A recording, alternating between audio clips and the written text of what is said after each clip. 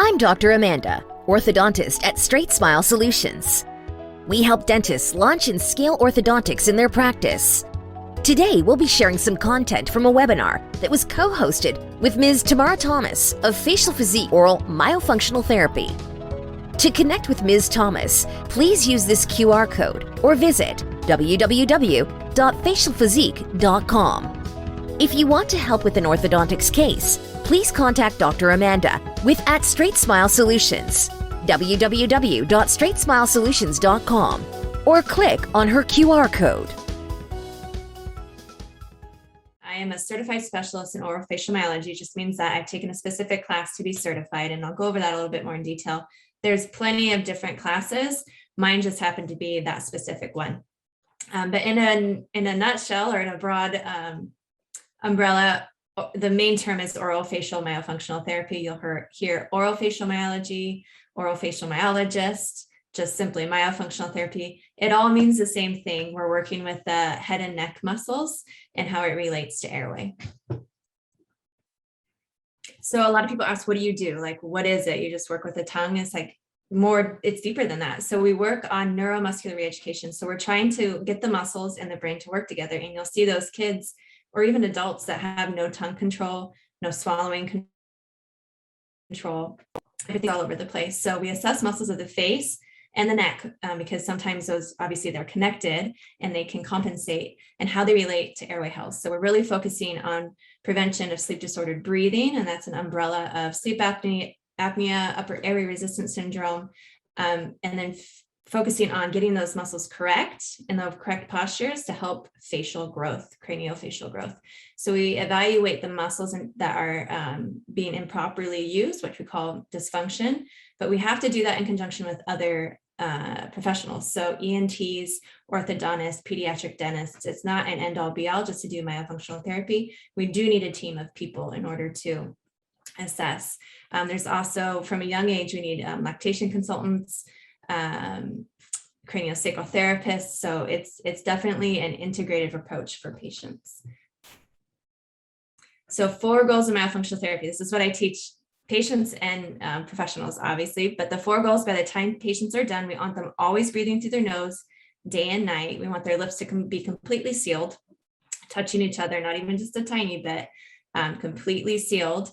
Correct tongue posture, meaning the tongue is completely on the roof of the mouth. And I'll explain to show you a little bit later what exactly that looks like, because we need that full tongue, not just the tip and not just the back.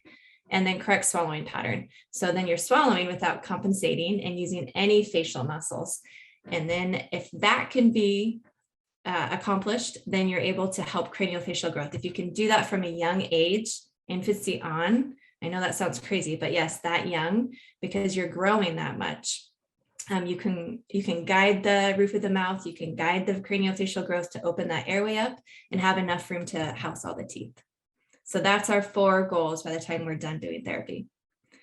So the theory behind myofunctional therapy is, in order to optimize that, you have to, everybody should be able to breathe through their nose.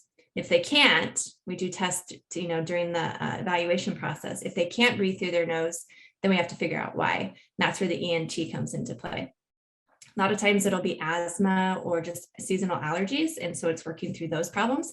But the main goal is to get the nose to where we can breathe through that really easily, then get the tongue on the roof of the mouth. And once we have those 2, then we can work on the last 2, which is lip seal and swallowing.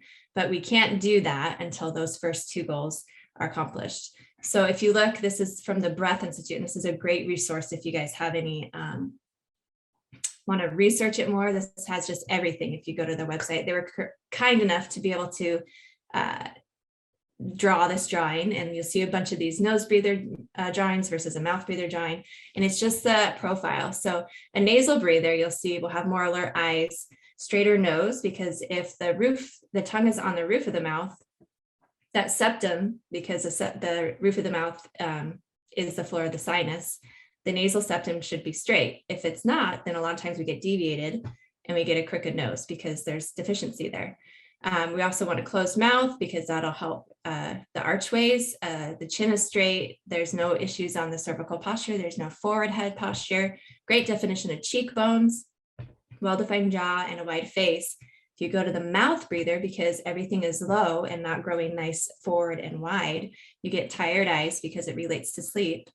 Crooked nose because of that septum that we were talking about earlier, an open mouth posture. So those lips aren't sealed. It's actually really hard for them to get that distance and get that lip seal. Usually when they try to do that, then they get mentalis strain. So they're activating that chin muscle, which we don't want to do either. Then you get the forward head posture because that's how they open their airway in order to breathe. Poor definition of cheekbones, get that retrognathic jaw and a narrow face. So this is a good little drawing. I feel like once you see it, you can't unsee it in the population. I totally get what you're talking about. I've definitely seen that many times. So one of the first goals, like we talked about, is nasal breathing.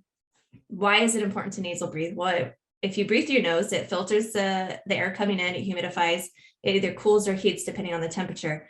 But in order to do that, we have to breathe through our nose. If we're breathing through our mouth, we're bypassing that natural filtration system that we have. Also, there's more oxygen uptake when we breathe through the nose. There's something called nitric oxide. Some of us has heard of it.